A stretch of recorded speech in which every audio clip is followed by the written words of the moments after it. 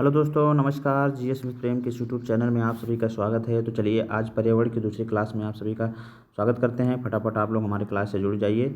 अगर यह क्लास आपको अच्छी लगे तो चैनल को सब्सक्राइब करें, अपने दोस्तों में शेयर जरूर करें। यह सभी एग्जामों के लिए जो कि हमारे इधर होने वाले हैं, जैसे कि लोअर पीसीएस, यूपी ट्रिपल के जितने भी एग्ज़ाम हैं तथा जो यूपी पीसीएस उसके लिए इम्पोर्टेंट है। तो चलिए शुरुआत करते हैं आज की क्लास को।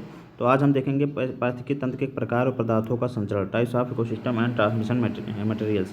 तो सबसे पहले देखेंगे वह प्राकृतिक देश जिसे बड़े शिकारों की भूमि के नाम से जाना जाता है। तो ये उष्णकटिबंधीय सवाना प्रदेश है, ये बड़े शिकारों की भूमि इसे कहा जाता है, इसे आप लोग याद रखेंगे। जैव पारिस्थितिकी सबसे समृद्ध किसका है? तो उष्णकटिबंधीय क्षेत्रों में है। पारिस्थितिकी तंत्र के जैविक घटकों में उत्पादक घटक कौन है? तो हरे पौधे होते हैं। पारिस्थितिकी निकाय में ऊर्जा का प्राथमिक स्रोत क्या है? तो सौर ऊर्जा होता है। खाद्य श्रृंखला फूड चेन का मानव क्या है? प्राथमिक और द्वितीयक उपभोक्ता दोनों होते हैं। पारिस्थितिकी तंत्र में उच्चतम पोषण स्तर किसे प्राप्त होता है? तो सर्वाहारी को प्राप्त, इसे आप लोग याद रखेंगे। पारिस्थितिकी तंत्र में जैव अजैव जगतों के बीच मध्यस्थ की भूमिका निभाता है वियोजक। वियोजक जो है जैव अजैव बीजों के बीच मध्यस्थ की भूमिका निभाता है, इसे आप लोग याद रखेंगे। जलीय पर्यावरण में डीडीटी सांद्रण के आकलन के आधार पर आहार श्रृंखला का स्तर अनुक्रम में बढ़ता जाता है। तो ये पहले जलपादप, फिर घोंघा, फिर मछली, फिर पक्षी। तो ये जो है डीडीटी सांद्रण के आकलन के आधार पर आहार श्रृंखला का अनुक्रम है। अगला देखेंगे पारिस्थितिकी तंत्र में तत्वों को चक्रों को क्या कहते हैं? तो जैव भू रासायनिक चक्र कहा जाता है इन्हें। सौर ऊर्जा की सबसे महत्वपूर्ण भूमिका की बात करें तो ऑक्सीजन चक्र में होती है। पारिस्थितिकी तंत्र में ऊर्जा का पिरामिड सदैव कैसा होता है? तो पारिस्थितिकी तंत्र में ऊर्जा का पिरामिड सदा सीधा होता है और तालाब में जो है उल्टा होता है, इसे आप लोग याद रखेंगे। अगला देखें अधिकतम कुशलता पूर्वक सौर ऊर्जा को रासायनिक ऊर्जा में कौन परिवर्तित करता है? तो क्लोरेला जो होता है सौर ऊर्जा को रासायनिक ऊर्जा में परिवर्तित करता है। अपना भोजन अकार्बनिक पदार्थों से निर्मित करता है रबर का पौधा, इसे आप लोग याद रखेंगे। जिस पारिस्थितिकीय तंत्र में पौधों का जैविक पदार्थ अधिकतम वह क्या है? तो उष्णकटिबंधीय वर्षावन होते हैं, तो इसे आप लोग याद रखेंगे। अब हम यहाँ पर पर्यावरण प्रदूषण के बारे में पढ़ेंगे। पर्यावरण प्रदूषण एनवायरमेंटल पॉल्यूशन देखेंगे। तो नॉकनी सिंड्रोम के प्रदूषण के कारण क्या होते हैं? किसके कारण होता है? तो फ्लोराइड्स के कारण जो है नॉकनी सिंड्रोम नामक बीमारी हो जाती है, तो इसे आप लोग याद रखेंगे। रिंगलमैन स्केल का प्रयोग घनत्व मापन में होता है। तो ये धुआं के लिए होता है, दिया धुआं के जो घनत्व माप के लिए रिंगलमैन स्केल का प्रयोग किया जाता है, आप लोग इसे याद रखेंगे, ये पूछा भी गया है। वायु प्रदूषण का सूचक की बात करें तो लाइकेन होता है। जी हाँ, ये लाइकेन जो है वायु प्रदूषण का सूचक होता है, इसे भी आप लोग याद रखेंगे। वह देश जिसमें प्राकृतिक आर्सेनिक प्रदूषित जल मिलता है तो ये बांग्लादेश है। बीओडी बायोलॉजिकल ऑक्सीजन डिमांड मापक किसका होता है? तो जल में उपस्थिति ऑक्सीजन का। जी हाँ, बीओडी का स्तर जितना ज़्यादा होगा उतना ही जल प्रदूषित होगा, तो इसे आप लोग याद रखेंगे। तो बीओडी बायोलॉजिकल ऑक्सीजन डिमांड का मापक क्या होता है? तो जल में उपस्थित ऑक्सीजन का जो है मापन करता है। बायोडिग्रेडेबल प्रदूषक नहीं है, तो एक कीटनाशक है, इसे आप लोग याद रखेंगे। अगला देखेंगे यहाँ पर बायोलॉजिकल ऑक्सीजन डिमांड बीओडी किसके लिए एक मानक मानदंड नहीं है? तो यह जलीय पारिस्थितिकी तंत्र में प्रदूषण की जांच के लिए होता है। यह जलीय पारिस्थितिकी तंत्र में प्रदूषण की जांच के लिए होता है, इसकी आप लोग याद रखेंगे। अगला देखेंगे जल एवं रोकथाम प्रदूषण नियंत्रण अधिनियम कब बनाया गया था? तो ये 1974 में बनाया गया था, इसे आप लोग याद रखेंगे। तो जल एवं प्रदूषण रोकथाम अधिनियम कब बनाया गया था? 1974 में। वायु प्रदूषण से संबंधित नहीं है, तो यूट्रोफिकेशन जो है वायु प्रदूषण से नहीं संबंधित है, इसे आप लोग याद रखेंगे। कोयला, पेट्रोल, डीजल आदि का दहन मूल स्रोत है वायु प्रदूषण का, इसे आप लोग याद रखेंगे। भारत के बड़े नगरों में वायु प्रदूषण का सबसे बड़ा स्रोत की बात करें तो परिवहन खंड है।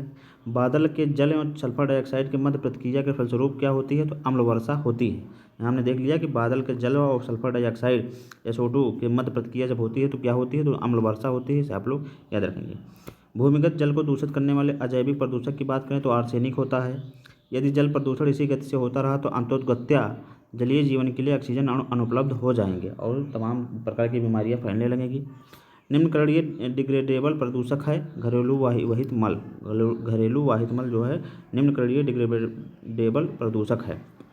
अगला देखेंगे 80 डेसिबल से अधिक की ध्वनि क्या कहलाती है? तो खतरनाक ध्वनि प्रदूषण कहलाते हैं, इससे आदमी बहरापन हो सकता है। अगला देखेंगे धूल प्रदूषण रोकने के लिए उपयुक्त वृक्ष की बात करें तो सीता और अशोक जो है ये धूल प्रदूषण को रोकने के लिए उपयुक्त वृक्ष माने जाते हैं।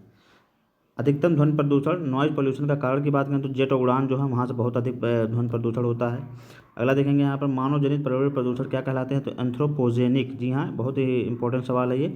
मानव जनित पर्यावरणीय प्रदूषण क्या कहलाते हैं? तो एंथ्रोपोजेनिक कहलाते हैं ये। जैव अपघटनीय प्रदूषक की बात करें तो सीवेज जो है जैव अपघटनीय प्रदूषक हैं, इसे आप लोग याद रखेंगे। वाहनों से निकलने वाली हानिप्रद गैसों को नियंत्रित करने के बजाय बनाए गए हैं। वाहनों से निकलने वाली हानिप्रद गैसों को नियंत्रित करने के लिए क्या बनाए गए हैं? तो यूरो नॉर्म्स जो है बनाए गए हैं। जो वाहनों से धुएं निकलते हैं उनको नियंत्रित करने के लिए क्या बनाया है? यूरो नॉर्म्स बनाए जाते हैं।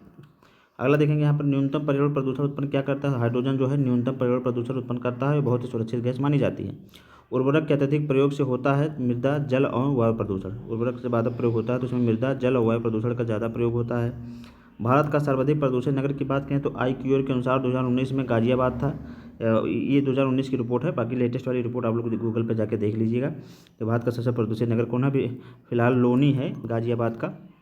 ये एक शहर है गाजियाबाद का, वो जो है सबसे प्रदूषित नगर है, सिटी है, आप लोग इसे याद कर सकते हैं। अगला देखेंगे स्वचालित वाहनों के निर्वातक सबसे अविशाल धातु प्रदूषक हैं, तो ये लेड है।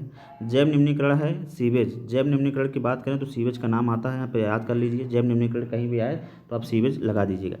प्रदूषण संकेतक पौधों की बात करें तो लाइकेन है। वायु प्रदूषक के जैविक सूचक का कार्य करता है लाइकेन करता है। रुधिर वर्षा होती है इटली में। जी हाँ, रुधिर वर्षा वहाँ पे क्या होती है कि जो ज्वालामुखी वहाँ पे ज़्यादा पाया जाता है तो उनसे जो राख होती है उड़ के जाके वो फिर मोहरंग के रूप में लाल लाल के रूप में फिर वहाँ पर गिरती है और वह जम जाती है तो एकदम लाल लाल दिखती है, तो उसे ही रुधिर वर्षा कही जाती है। तो ये जो है इटली में होती है। प्रदूषण युक्त वायुमंडल को स्वच्छ किया जाता है वर्षा के द्वारा। जब वर्षा होती है तो वायुमंडल में जितने भी प्रदूषण होते हैं धुल जाते हैं, नीचे चले जाते हैं। किसी जल क्षेत्र में BOD के अधिकतर संकेत क्या करती है? तो सीवेज से प्रदूषित हो रहा है, तो उसका जल जो है सीवेज से प्रदूषित हो रहा है। BOD की अधिकता मतलब BOD अगर ज़्यादा है तो वह जल उतना ही ज़्यादा प्रदूषित होगा, इससे आप लोग याद रखेंगे। जैविक मरुस्थल की बात करें तो दामोदर नदी को कहा जाता है। अब हम एक सूची 1 को सूची 2 से मिलाना है, तो एक तरफ प्रदूषक है एक तरफ प्रभाव है। तो कार्बन मोनोऑक्साइड जो है, कार्बन मोनोऑक्साइड की बात करेंगे तो कार्बन मोनोऑक्साइड लीवर और किडनी को क्षति पहुंचाता है। वही नाइट्रोजन ऑक्साइड की बात करें तो कैंसर होता है। धूल कण की बात करें तो स्वास्थ्य संबंधी रोग होता है। शीशा जो है केंद्रीय नर्वस सिस्टम को डैमेज करता है, इसे आप लोग याद रखेंगे। यहाँ से हमारे एग्जाम में क्वेश्चन आते हैं, UPPCS फिर 2008 में पूछा भी गया है।